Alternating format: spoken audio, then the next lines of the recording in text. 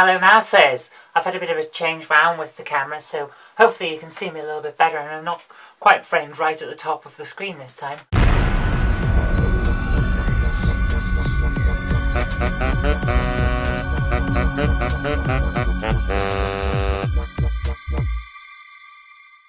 Today, I've been wondering what to talk about, and it seems to come down to two things. Either the European Union is going back into recession, or more people have been arrested in the Jimmy Savile paedophile scandal. So now 4 people have been arrested, and it seems like there's no end to this. 450 people have apparently been abused by celebrities that were being hidden from view because, I don't know, backroom dealings or whatever.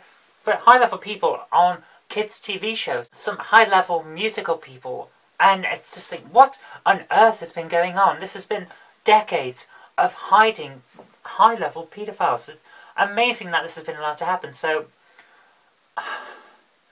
I can't understand, what were the public at large supposed to think when this inevitably came out? Surely people knew that there would be this uproar, there'd be this scandal. Is this why everyone involved that wasn't actually having sex with children decided to hide the fact that some people were? I really don't understand the mentality of this.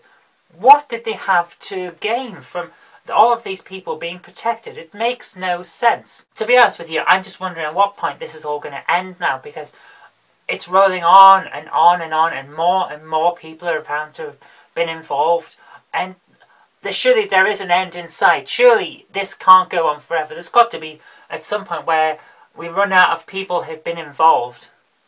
It can't be everyone, can it? But it seems like that. It's like, oh, another week, another person's been arrested. Good grief. This is high-level stuff in BBC. And what are we not being told? What on earth was going on for this to have been institutionalised to the point where no one spoke up about it? This is what I don't understand. There's got to have been a goal for people who weren't involved, for them to have benefited in some way from hiding all of this mess. But I can't understand it. I really can't understand where they could have all seen an advantage. And to be honest with you, I don't think we'll ever know what was going on. It's gone on for too long, it's been hidden for too long, and a lot of the people that are involved now are dead. Or if they're not, they're very old. So, what happened? We won't know. This is the problem. We're going to have a lot of loose ends at the end of this, and a few people are going to get arrested and imprisoned, and that's pretty much going to be it. There might be an inquiry, but I really don't see an awful lot coming out of it apart from safeguards to make sure it doesn't happen again. Now the other thing is the European Union going back into recession. It's like, how many dips is it now? 3? 4? This is basically the death of capitalism, and it's not coming about because of any superior view of politics. It's not like the Cold War has 2 losers or anything like that, but it is the end of capitalism, because it's this model that doesn't work when you have an increasingly aged population. All the people that really benefited from capitalism really got it going and saw it as a really good thing are now older than the people that were at the top when they were basically my age, when they were building up their wealth. And that's the problem. It's an increasingly elderly population, but the elderly population isn't dying off that much. It's kind of sticking around. And we're getting very close at this point to the point where it's going to be an inevitable run to the singularity. The singularity, for anyone who doesn't know, is the point at which machines become incredibly complex and can build versions of themselves that improve and improve and improve. And at some point, after the singularity first starts, we are going to be able to create an artificial brain. And at that point, it'll be just a quick step, a hop, step and a jump perhaps, to being able to transfer our consciousnesses into electronic media, at which point we become immortal. And that, if we haven't sorted out this problem of wealth accumulating in the aged population, is going to be the ruin of our society. Because at that point, nothing moves. All of the wealth that's been accumulated by the aged population goes into the property of an immortal person.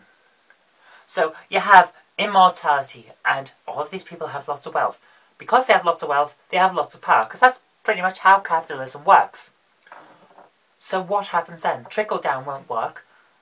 What do these people need? They need to be able to keep themselves repaired, and they need to keep themselves powered. So they're not going to have too much to spend their stuff on, because they're not going to need it. And as a result, they're going to be sitting on wealth and probably accumulating more wealth because it means more power. So what do the rest of us do?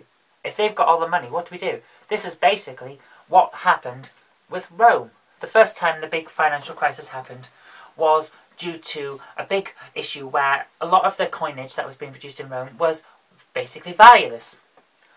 And a lot of the time, the emperor had perhaps 95 to 99% of the wealth, and he distributed the rest around, and it went around, and it became worthless. We're seeing that again. I don't think it's going to get to the point where we end up with a barter system, but I do think there's going to be a point where people decide, actually, no, we're not going to have all of these old people having all of the money. And then society will go into riots, and we'll have massive, massive political change. Right at the point where people become immortal. And that's going to be the problem.